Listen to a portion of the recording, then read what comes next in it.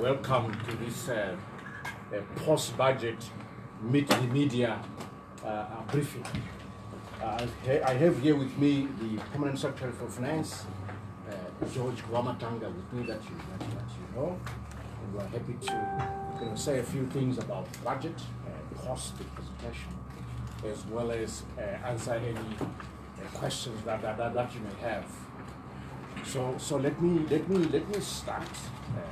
Those of you who don't know me, Professor Mthuli Ncube, or Professor Ncube, the Minister of Finance and Economic Development, just in case there's foreign media. Well, colleagues, what did we try to project a message before the budget when we launched the Transitional Stabilization Program? What we messaged was that we had to deal with the challenges that we've identified as the challenges, and we'll do this through the budget process because that's an annual instrument for dealing with these challenges. So the first challenge which we identified was the challenge of the twin deficit. And the first half of that twin challenge is really the budget deficit. We said before the budget that this is an issue. And in the budget, you can see that we said by year end of this year, our budget deficit will be double digit of the order of 11% plus. And that's the figure that we've shown. So this is an issue that we had to deal with. Why do we need to deal with it?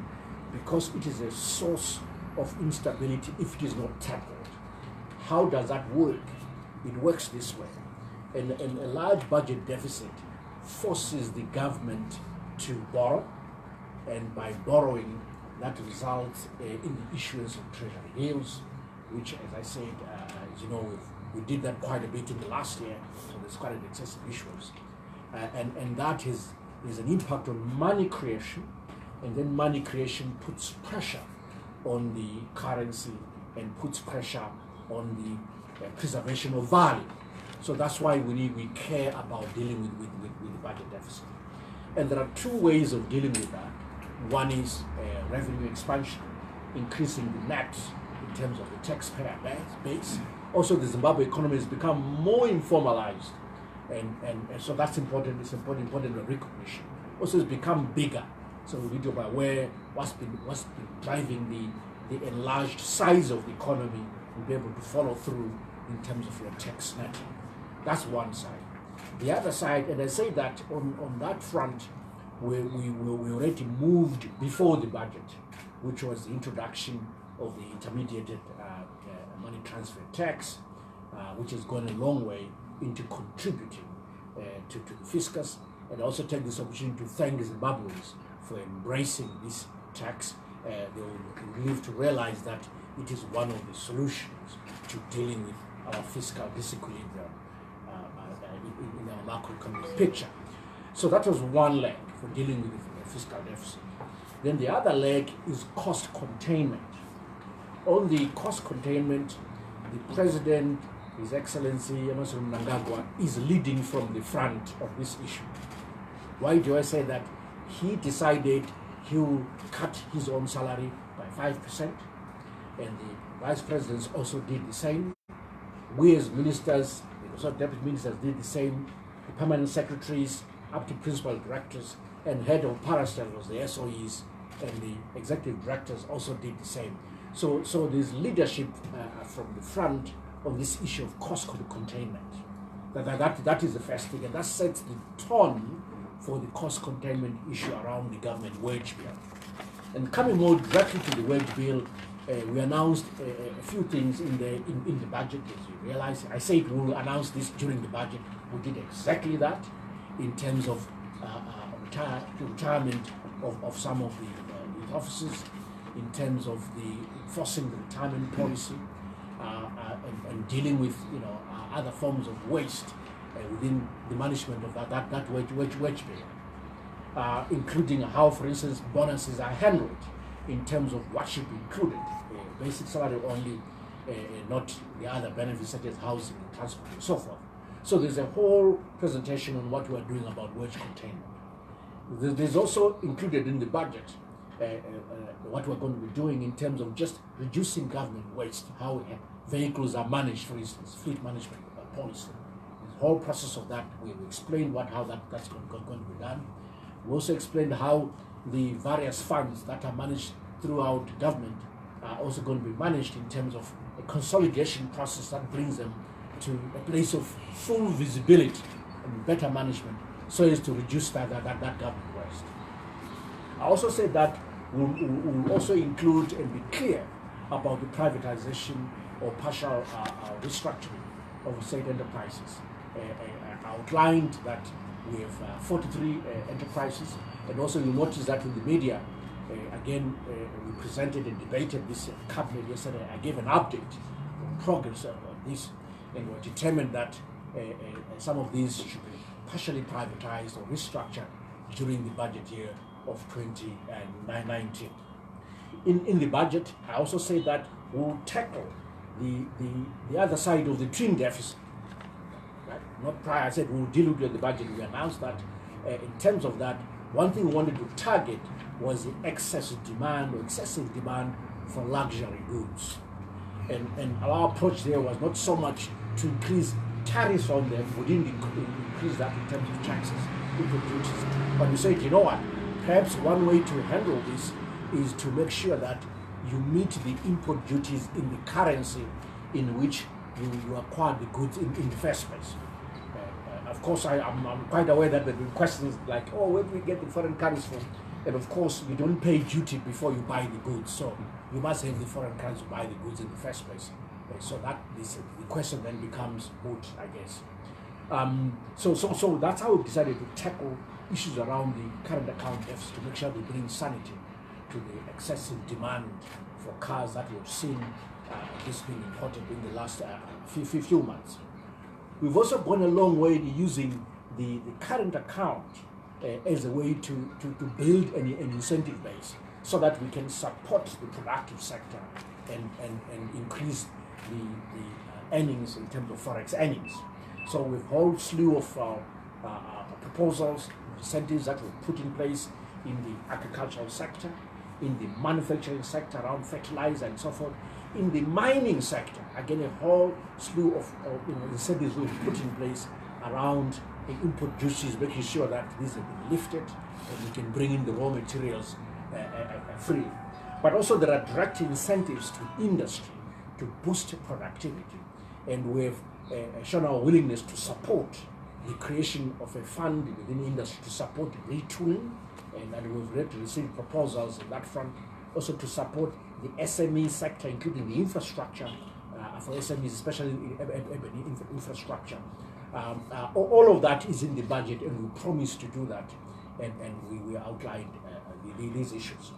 Also, the budget has responded to the rising cost of living, and there's a pro-poor element in the budget.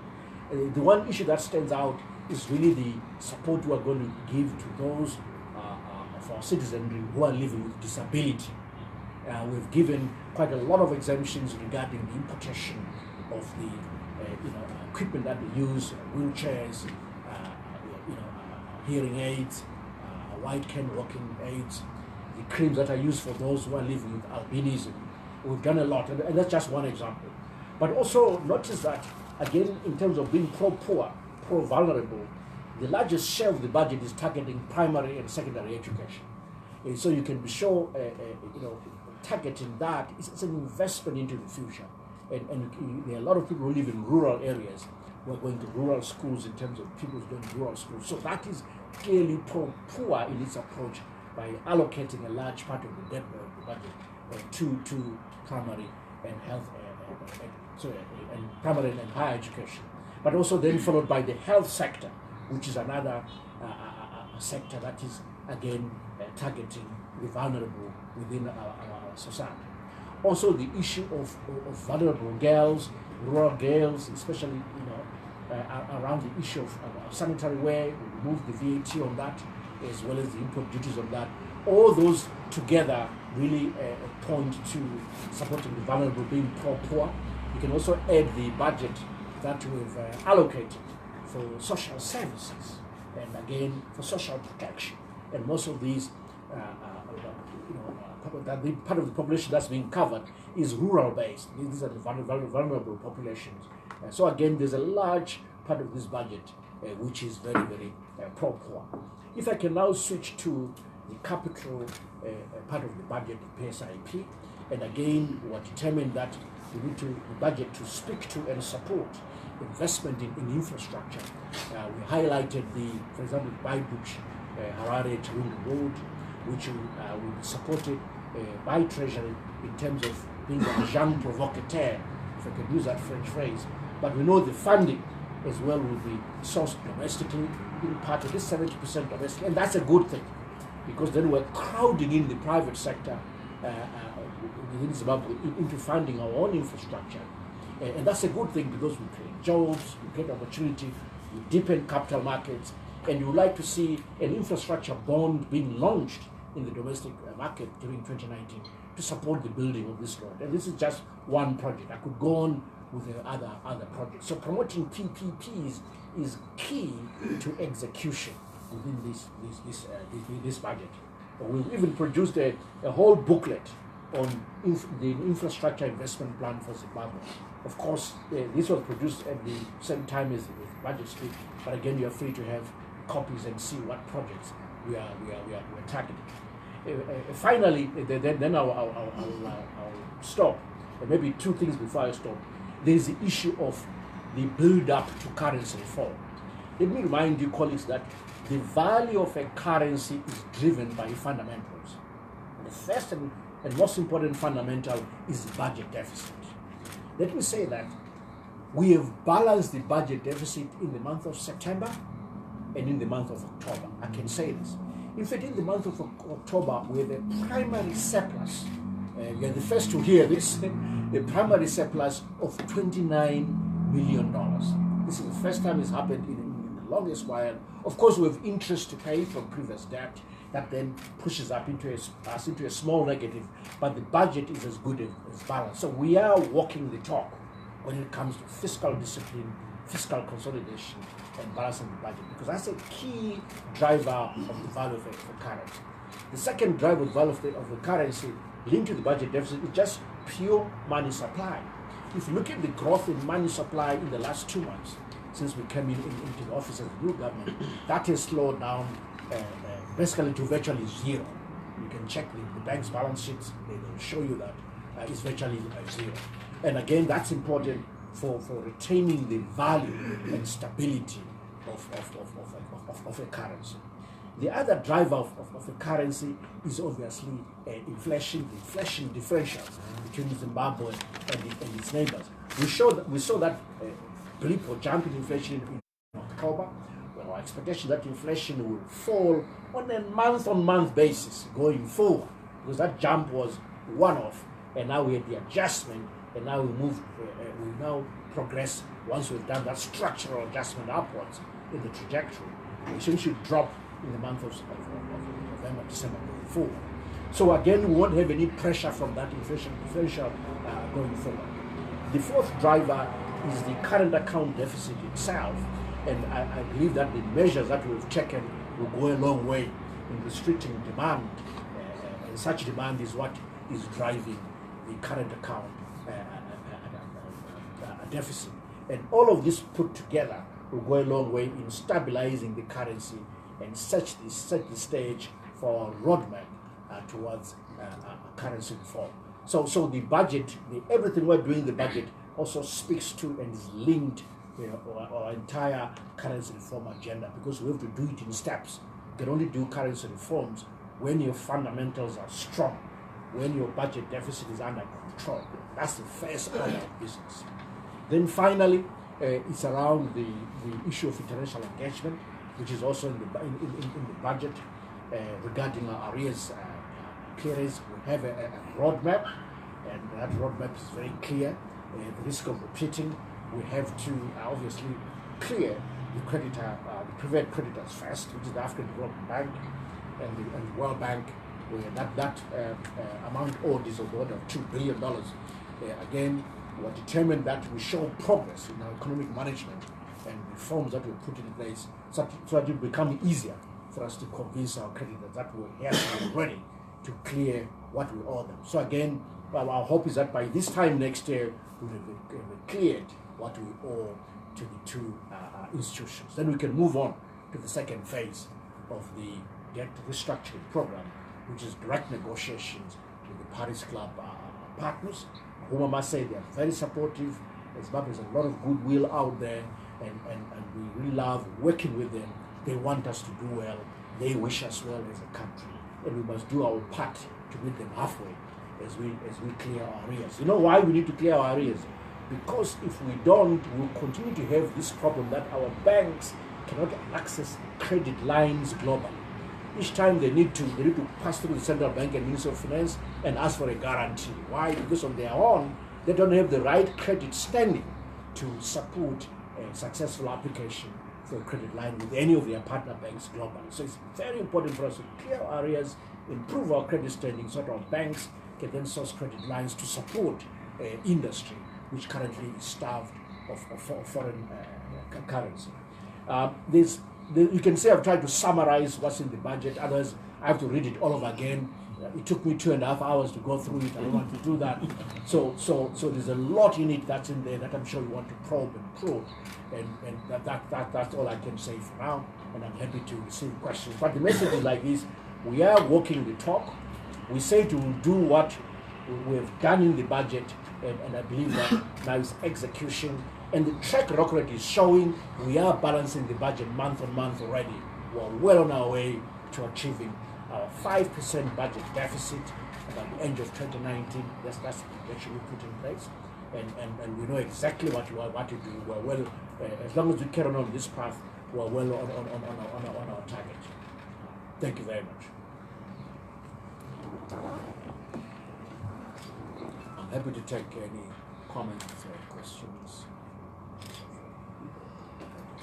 Okay. PS is also here to take on some very hard questions. It's fine. My name is Debson from ZBC. Yes, Debson. I've got two questions, Honorable.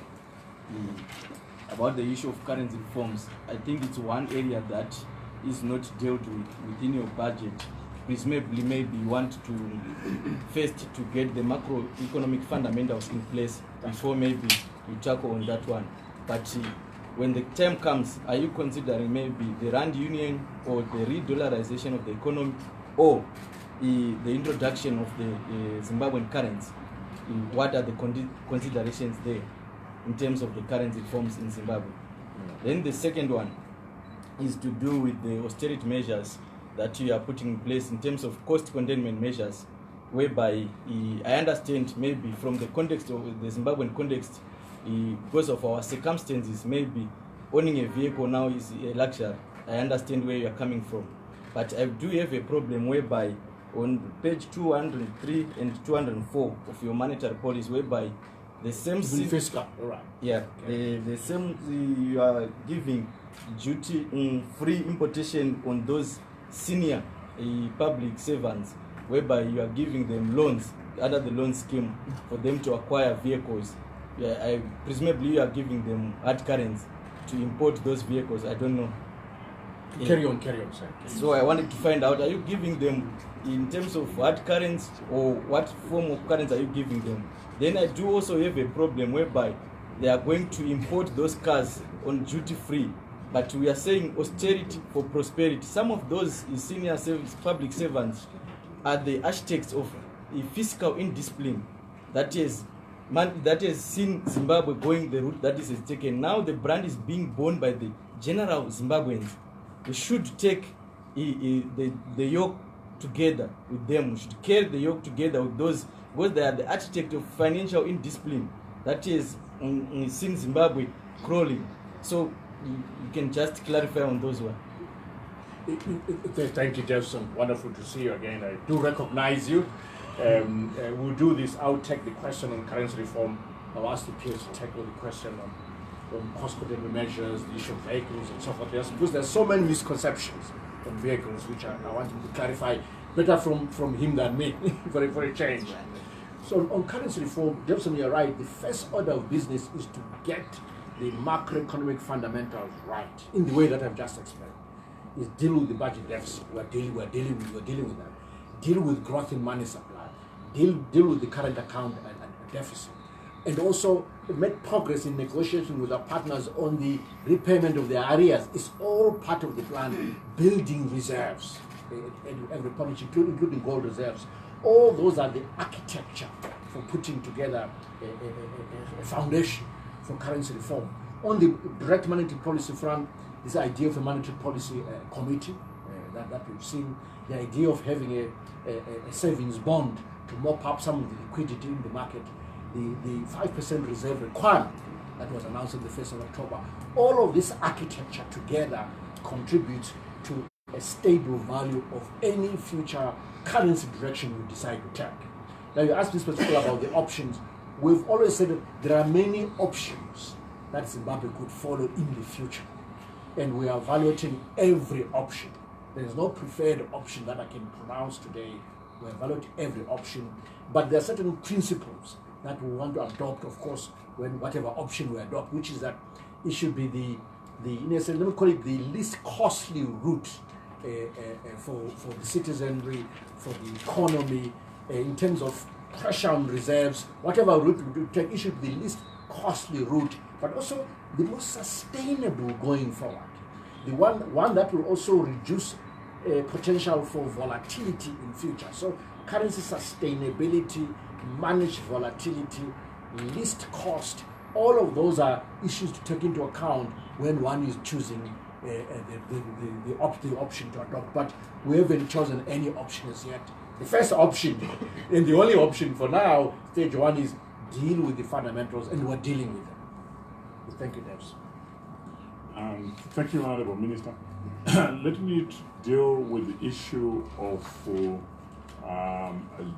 duty-free allowance for senior government officials. This is a very specific and targeted allowance to specific senior officials who previously were allocated condition of service vehicles by government, which as part of the austerity measures, we have since terminated that arrangement. So those officials will no longer have vehicles purchased for them by government. So in turn, we have replaced this with a car loan scheme. And the car loan scheme is a loan which is denominated in the RTGS currency. It's not foreign currency. And just to assist them, we've then gone ahead and said for those specific officials, then they can then bring in the cars duty-free. So we are simply moving from buying and issuing a vehicle to a selected number of very senior government officials, to then say, we'll give you a loan, right? And you service your own vehicle, you take care of your own vehicle, but at least to make it better for you, we'll give you duty-free. So duty-free is not available to the minister, it's not available to the deputy minister. Anyone who has got a condition of service vehicle will not access any vehicle duty-free. So it's very limited numbers. That's what I think I need to emphasize. Also, a footnote, Devson, is that we have not bought any minister's vehicles so far. We have said this is an issue that should be held in abeyance until such time that we really feel that we on the government side have done enough to show that we're meeting the citizens of Zimbabwe halfway in carrying this austerity program together. And I think while we are at the issue of remuneration for government employees, I think one notion that I've heard being thrown into the market is around allowances, to say, no, if you remove the allowances for the government employees, then you can balance your budget. But I think we need to look at the remuneration for civil servants in the full context of a total cost. Because I think in any other organization, I think the structure of any package is a combination of a basic salary and an allowance. So I've not actually fully understood why there is a very strong push from the market to say remove the allowance, because it's a contribution of a total cost which we actually believe as government at the moment is fair and reasonable as an overall remuneration structure for civil service. But so you can't just look at the allowance in isolation without saying to yourself, what is the total cost here? Maybe the rationale behind the allowance issue is that more often the allowance are more than the salary. What is the standard procedure? Having the allowances outstripping salaries or whichever way? It's not correct. The allowance, the structure is not more than the salary. The allowances are a certain percentage of the overall salary. I'll tell you from previous experience, the structure was not in government, in the private sector. I know of an employer who would say, this is your package, 100%. Can you split it up to a maximum of 60% as basic and 40% as allowance? So the allowance structure in the government is quite almost very much similar to that structure in the private sector. So this is another again falsehood that allowances in government are so large compared to the basic salary. That is not the case. The one thing that we did though, we said that look, we like to do things timeously. This is a new approach. We feel that this year we needed to pay the bonuses, and we're going to do that. We're doing that. Get it out of the way.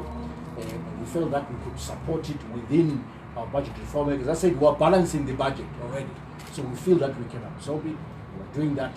But again, with a twist where we've taken out the allowance element within that bonus payment, and only are paying on the back of the basic salary. And I think the last issue that I might just want to then tackle on this matter has also been around redundancy.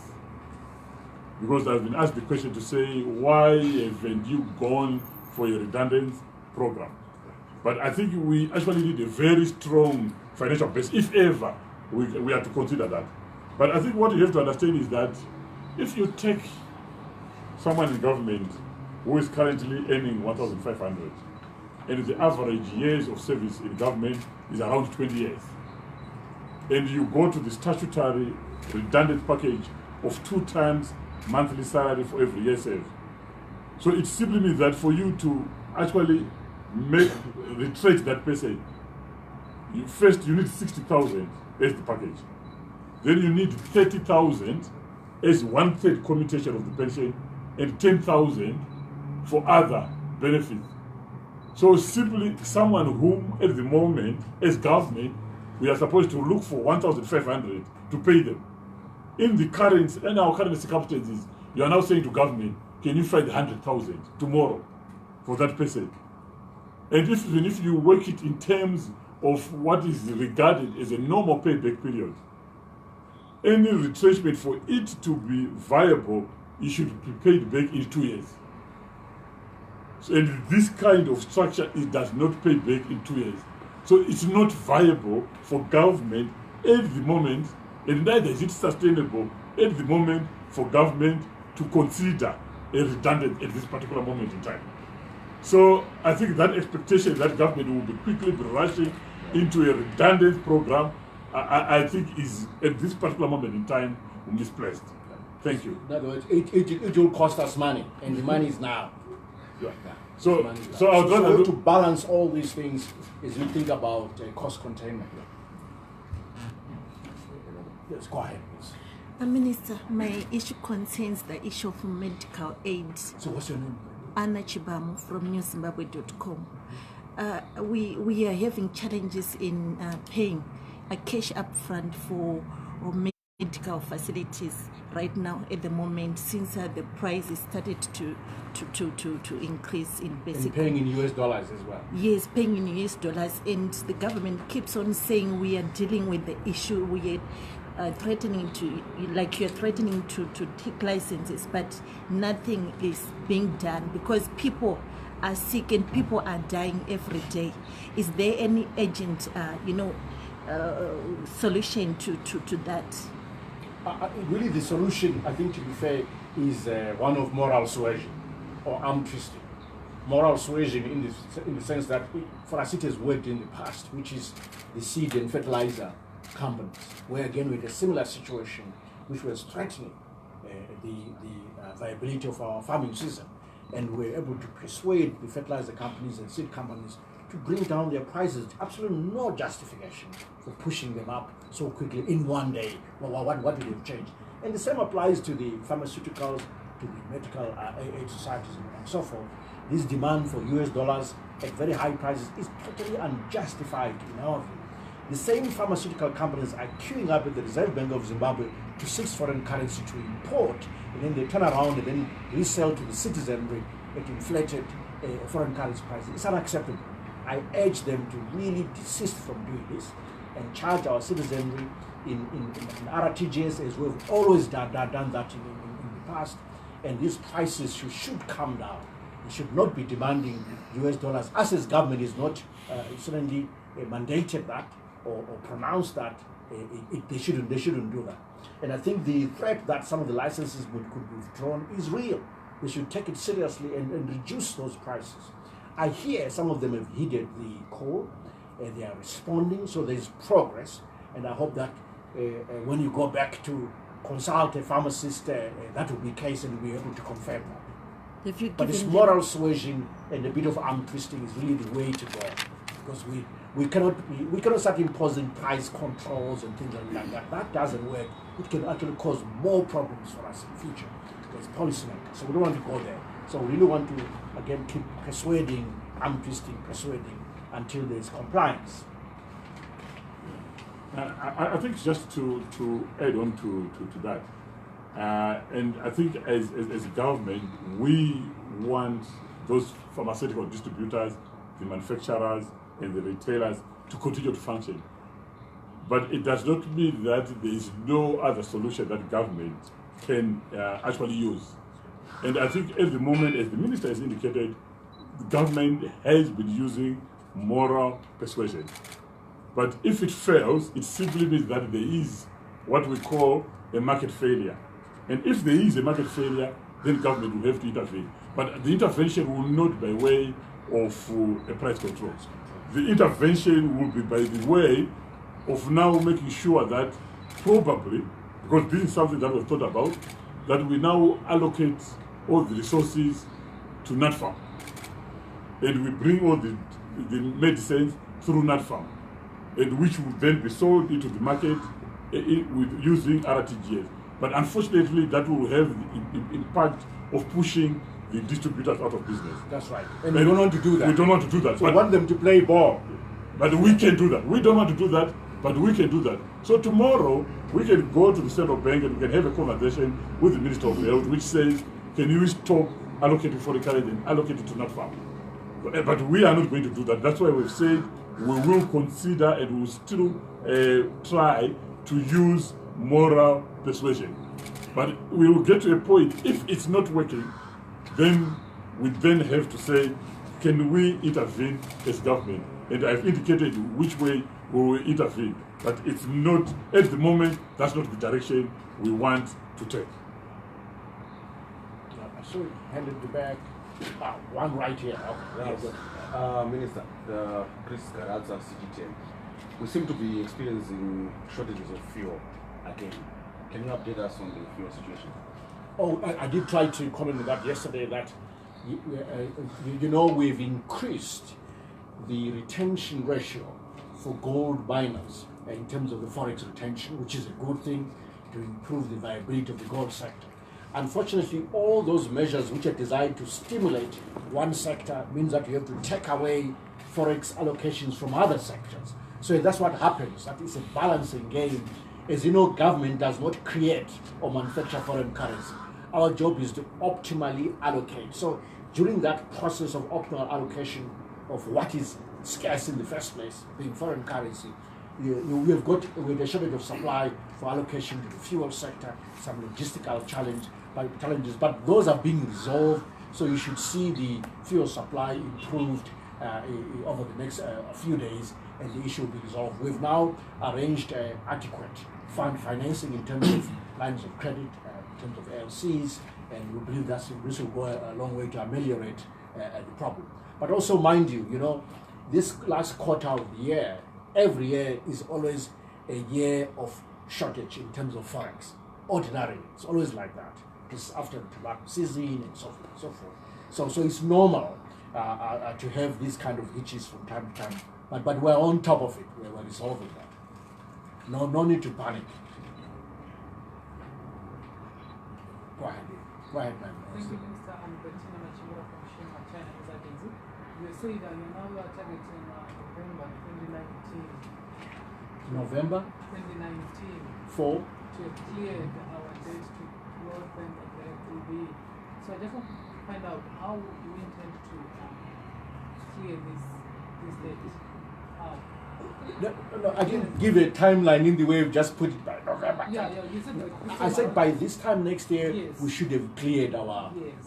and we are asking how. Yes, how do you intend to? There's a whole mechanism that you engage in when you do this. For the African Development Bank, for example, whom we owe $680 million, there is what you call the Pillar 2 facility within the African Development Bank.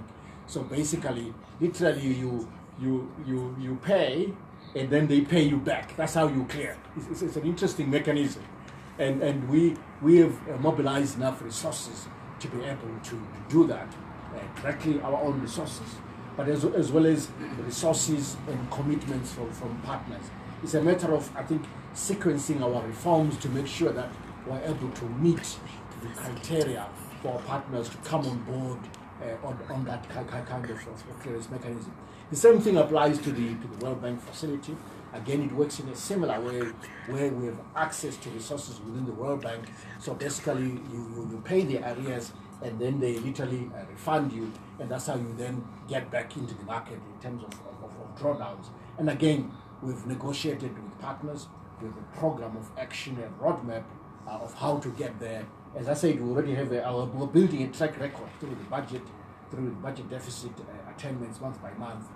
That's how we do it. I can't give you very specific things because some of these things are sensitive, but that's how it works. It's our resources, that's the resources of partners, which then go towards clearing these areas. But in terms of the second phase, which you didn't ask about that, then there are other options where we seek for an ad hoc solution, a HIPIT-like solution. There are all options on the table to consider, frankly, when it comes to the Paris Club negotiations. My name is Mthuli Ncube from Newsday. Thanks. Minister, maybe you can assist us in terms of, we have seen you have come up with a road fund to deal with the victims of products in the budget through the third-party retention. 25% retention of Yes. third-party insurance. Also, you have come up with a mechanism to deal with reckless driving and also as well as the human error aspect. Yeah. However, It's the fine of say up to 700. yes. However, there is a kind of a challenge in terms of our infrastructure vis-a-vis the fine. To say, look at the bad road at the moment. The bed road. Yes, our roads are so bad, such that at times accidents are not caused by human error per se, or to punish a human person to that extent, but not looking at the infrastructure available to protect the person and the vehicle. How do you justify, or what mechanisms do you look into when coming up with such a fine of $700? Well, our law enforcement agents are able to tell if the driver was at fault or not. We've perfected this over the years. You've got an accident, they come over and take a look who was wrong, who was right, what happened, and so forth. So there's a whole, law enforcement capacity around that. So there's no debate about determining whether you're at fault or not. And also they're able to tell if the road was at fault. It's a pothole, it's whatever it is. Again, there's those enriching circumstances come into play.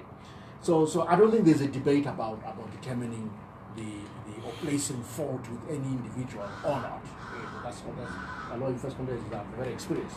But then coming to investment in roads, this is what is in our infrastructure investment plan, which is that we have a plan for most of these major roads in terms of whether it's dualization, revamping them, and so forth. And here we're promoting public-private partnerships, partnering with the private sector, because government will never have enough resources to finance the upgrade of these roads. So we have a program, and I think we can even get more information from the Ministry of Transport, which you should be able to. But we've got all the projects here. We've got the Bible on that, if I can use that word to describe this document on that. So, but the key is PPPs, public-private partnerships, so as to expand the resource envelope and crowd in the private sector. We're very, very serious about this. The advantage of PPPs, whether it's roads or power or whatever, with the advantage of deepening our own capital markets. So there's an additional, benefit and deepening the options of instruments for investment by investors, be it bonds or whatever, quasi-bonds, all goes into that. Do you want to add something? Look, I think there is a deliberate focus to improve the infrastructure. And I would actually encourage all of you to get hold of this infrastructure investment plan, which clearly articulates what we are doing. Well, if you actually look at the history since which we have provided in this book, since 2000, on average we've been spending around 180 million per year on infrastructure since 2000. In 2018, we spent close to 800 million on infrastructure, funded by government. And in 2019, which is the plan clearly articulated in this book, we are spending close to 1.3 billion funded by government on infrastructure. And there's quite a lot on the general improvement on roads. So I think if you are able to talk to staff here so that you can get hold of this plan, either in hard copy or in soft copies, you can actually see what we are doing on health, what we are doing on education. I had a meeting yesterday on power, on dams, on very aggressive investment in irrigation, which is also highlighted in this book. Yesterday I had a meeting with the Secretary for Primary and Secondary Education. I think we have been building through a partner 27 primary schools. 10 are actually going to be ready for the first term of 2019, and the other 17 will come on stream in the first quarter of 2019. But we also have contained in this book other significant plans to build more schools. So you can come back to us, because we have outlined it in this book to say, you said you're going to gravel this road, you're going to tar this road, so everything is contained here. So you can come back and say, have you done it? We are building hospitals, we are rehabilitating hospitals, and everything is here. So everything is here, and when you come back to this big book, you will find that the funding has been provided. The 1.1 billion, which is contained here, has been provided in this big book. So there's quite a lot of focus on ensuring that we put into place the right infrastructure for our citizens. Absolutely. Yeah, and then connect it back, then I'll come to the front. My name is Kudzi. Kudzi, okay. Minister, my question is, while I appreciate that you're doing efforts on cost containment, I'd like to take you back to several weeks ago when you said, when you were launching the transitional stabilization program, you said you're going to make an upward review of sitting allowances for PPPs. Do you still stick to that position? Upward review of sitting allowance. No, the point I was making was really for the role that the members of parliament play in terms of oversight. That we must always provide for adequate budget for those, and those we've maintained. I can't tell you the exact percentage in which they've gone up, but we've maintained those. We've not lowered those at all. That oversight is critical, and we must provide adequate budget for that.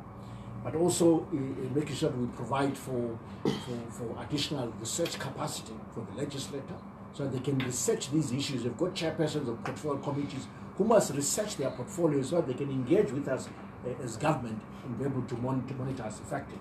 But also setting aside a budget for capacity building of the parliamentarians, so they begin to understand what value for money means, what service delivery means, and so forth. So really it was in that context in terms of adequately capacitating the legislature to exert the right levels of oversight. That I made the comment. My name is Chideme Kuda. I'm with the Zimbabwe Independent.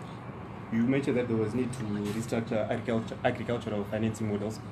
I wonder, going forward, what will be the fate of Command Agriculture? Command Agriculture has delivered positive results, as you know. But looking at our strategic grain reserves, 500,000 tons in place, that will enable us to ride through El Nino when it happens, and there's a high chance that it will happen. There's no question that it has really improved the food security situation in Zimbabwe. It's been successful.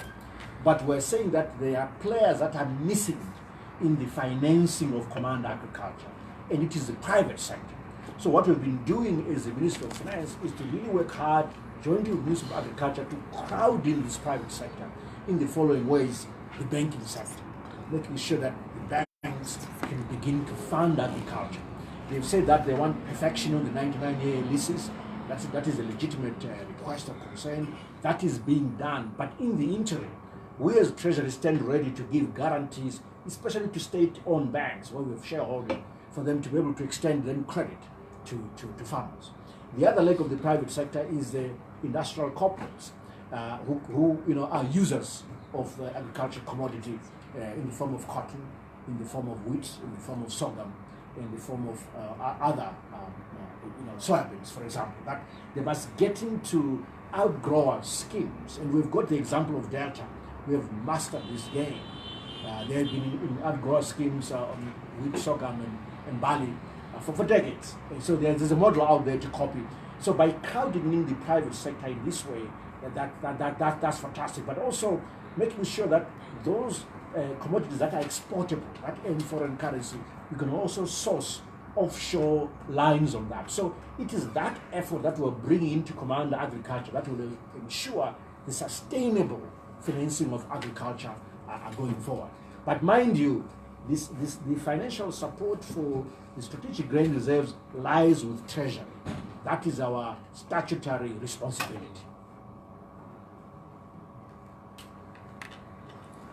How are we doing for time? I think 2 more questions. Maybe all 3, then record them. Then maybe they might just be overlap. Okay, I'll start here. 02 from Reuters. Minister, could you just maybe explain to us in more detail the bit that you spoke about in the budget about the National Platinum Finance Project? National what? National Platinum Finance Project. It's in the budget statement. Or about postponing the 15% tax and so forth.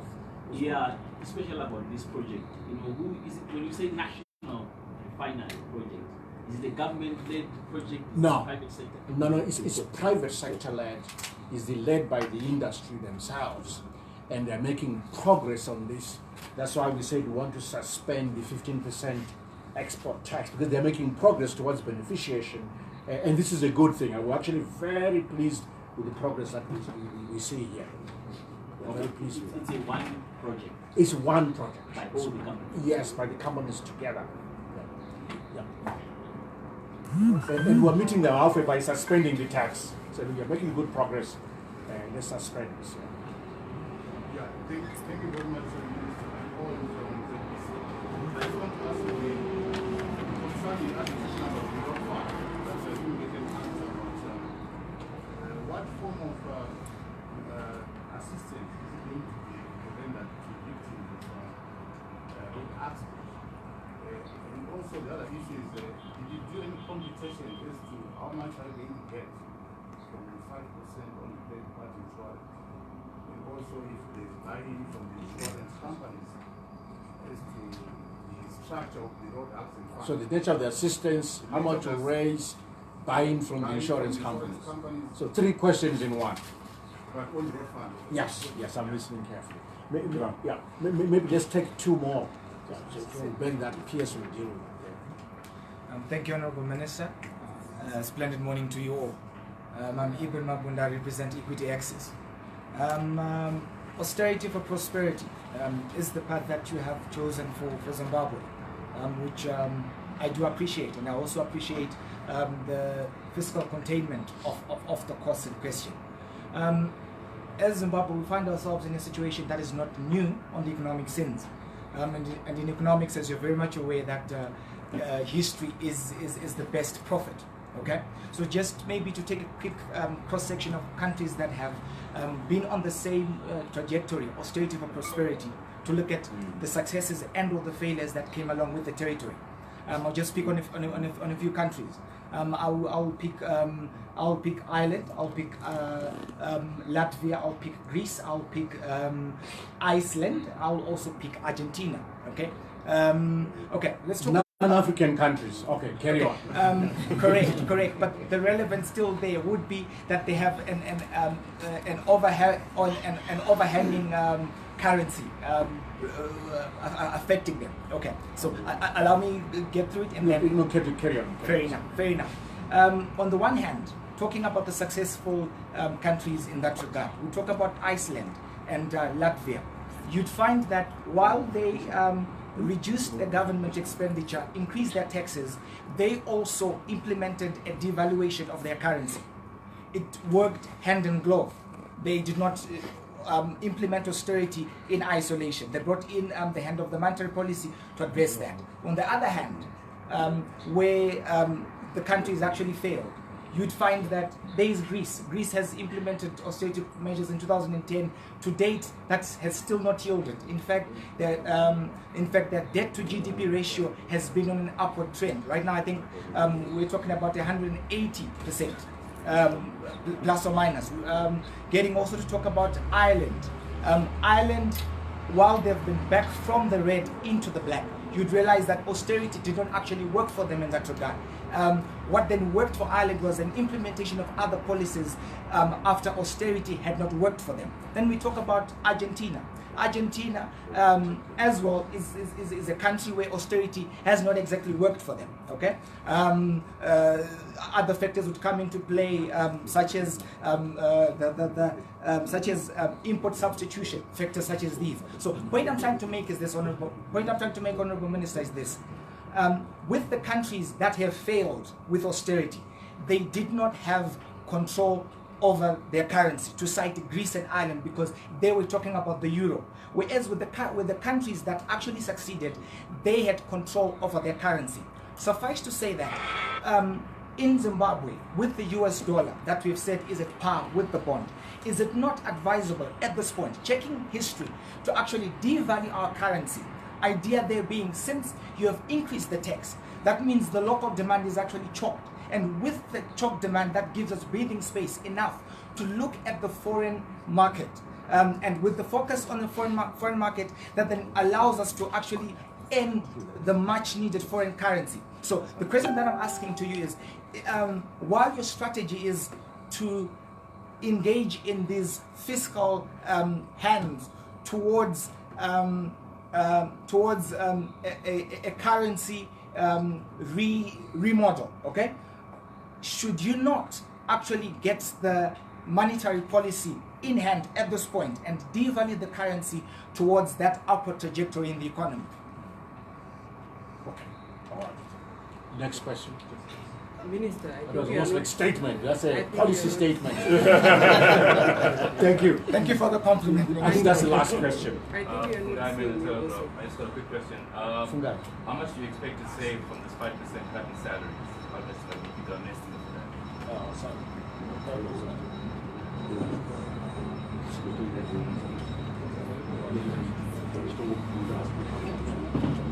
Did I hear someone say they want to ask the last question? Oh, sorry, I couldn't see because of the light. I can imagine. My name is Rutendo Mawere. Minister, does government still maintain that the US dollar is equivalent to the bond 1:1? And my second question is, in terms of policy inconsistencies, how does a government that is also charging citizens in foreign currency at the border persuade business to charge people in bond or RTGS? How are you going to balance that? And is that not showing that while in your budget statement you said you wanted to address policy inconsistencies, you are still doing the same thing? Thank you. They're very, very good questions. There's a specific question about the bond fund. Maybe you want to deal with that. No, look, I think the road fund, we did engage the regulator. Look, I think buying when you are taking away something is always a challenge. To answer your question, to say was they buying, but we did engage. And I think at current levels, we expect to raise anything between 3 to 5 million per annum for the fund. And I think at the moment we are now engaging to ensure that we put into place a board to manage the fund, and they will come up with all the other necessary modalities in terms of what level of support we will provide to the accident victims. And we will take any recommendations that they will bring onto the table. We might even consider an injection from government as well, but that will all depend on the recommendations that we'll get once the board is in place. Thank you. On what's your name again? Equity Access. Correct. What's your name? Eben. Yeah, Eben. Yeah, you told me. So thanks for that contribution and the examples as well. You see, Eben, at the moment, do you realize that actually we don't have full monetary or exchange rate policy? Right. In the sense that we're in a multi-currency regime, right, and we don't have our own domestic currency. Affirmative. So when you talk about devaluation, what are you devaluing? Yeah. But I heard you. Yeah. So those countries had the flexibility to do exactly that because they had something to devalue in the first place. So what we have at the moment is only one leg of the puzzle, which is fiscal policy. That's why. But also we notice that fiscal policy is the issue. It is also fiscal policy was a challenge, but it is also the solution. That's how we've moved aggressively on fiscal policy with fiscal consolidation. So the issue of austerity really applies to that, to signal that we're in business, so that then we can assist the process for dealing with monetary policy and exchange rate policy in future. Of course, I mean the policies work in tandem. You don't have a single policy working on its own. We talked about Ireland having to sequence, having to do other things in addition to austerity. It's normal. It's not normal to do that. You need a package of policies, a sequence of policies. There's nothing wrong with that. But also you give examples that are not African. There's a lesson in that, which is that African economies tend to have a peculiarity of a dual economy, for example, and a very strong services sector, a very small manufacturing sector, strong agricultural sector. So there are certain peculiarities that you have to factor in as well as you think through these kind of policies that we have to continue, for example, to support agriculture. For example, you asked earlier about command agriculture. We are supporting command agriculture and say that, hey, others are missing, where are you? Please come in, let's facilitate you coming in. So, but I like that kind of analysis. Please extend it to Ghana as well. Do that, Ghana. Extend it to Mozambique. I would say Rwanda to an extent. Extend it to Nigeria, and let's see whether you arrive with a similar pattern. I could say a lot about Ghana, which I used to work with before, but now I can't as a minister of Zimbabwe. So I'll just say Ghana, just to point you in the right direction in terms of how we're thinking about these issues. And then is that okay? Yeah. Thank you. Thank you. And then Fungai about the 5% salary. Oh, Fungai, the issue is about setting the tone for austerity and showing political commitment on the austerity path. That is the issue about really the 5% tax. It's not a lot of people. Sorry, 5% reduction in salaries. As we say, tax. That's not really the issue. The issue is about setting the right tone, showing commitment, leading from the front, and President Mnangagwa, His Excellency, is leading from the front by signaling his own pay cut, followed by all ourselves in leadership. We can always give you a figure, but really it's about setting the tone. That's the most critical thing. And then on the one-to-one, yes, because we are about preservation of value. We remember what happened in 2008, 2009, when Zimbabweans lost value in terms of pensions, their savings, company balance sheets, and so forth.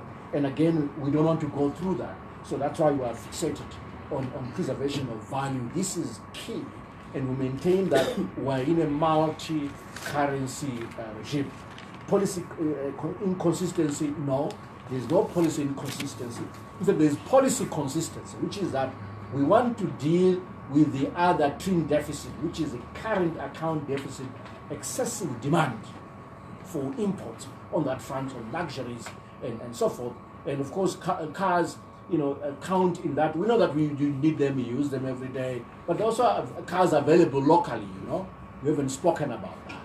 So there's policy consistency in dealing with the current account deficit and dealing with the demand, curtailing that demand. There's no inconsistency at all. Thank you very much.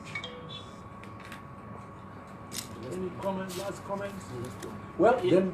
Yeah, I mean, just one.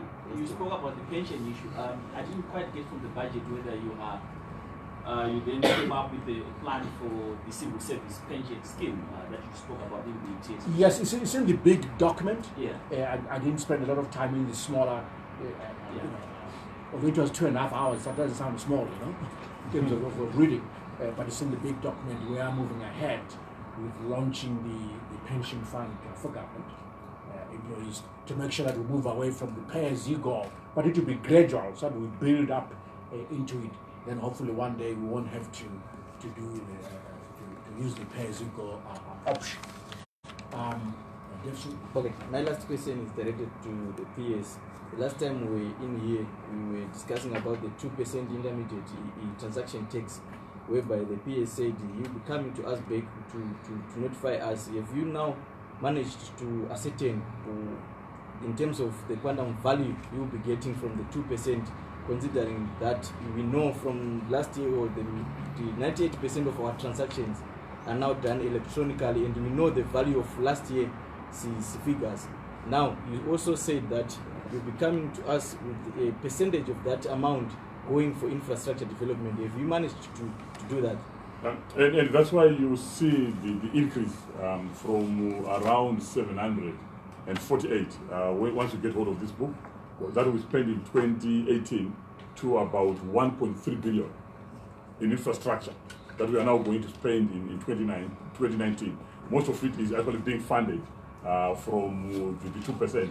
And I think if you go through this book in detail, you can actually see that we've really focused on the socially desirable sectors of the economy, which is education and health. That's where the majority of the investment is being targeted. But look, we have also been engaging with the colleagues from education and health to find the other areas where we can immediately provide the support, like schools without roofs. We're also even engaging in saying what is the teacher ratio. So look, we are really channeling the 2% to the socially desirable sectors of our economy. But once you go through this book, you will see exactly how each and every cent is being spent. But an increase of almost over $500 million is quite significant in 1 year. And I've indicated to you that from 2000 up to 2017, the average spend on infrastructure was 180 million. We spent 9 times more. Yes, we spent 750 in 2018, and we are spending about 1.3 billion in 2019. Absolutely. So we are walking the talk. The 2%, as I say, we thank Zimbabweans for their contribution. It is going towards socio-economic infrastructure, the infrastructure that people will feel, or that people can feel on the ground and feel that it is making a difference. We are walking the talk, and I look forward again to further updates. As I said, we're building a track record. We are already balancing the budget in September. We've balanced the budget in October. And in fact, in October, we have a primary surplus. If you just take expenditure minus, rather revenue minus expenditure, which is a primary deficit, we have a surplus. We are positive plus 29 million. If you include the interest, of course, interest is a lot more than the 29, takes us back into negative, but it's like 0.002% of GDP, which is as good as balanced. So we are walking the talk, and I thank you and continue updating you. Thank you very much.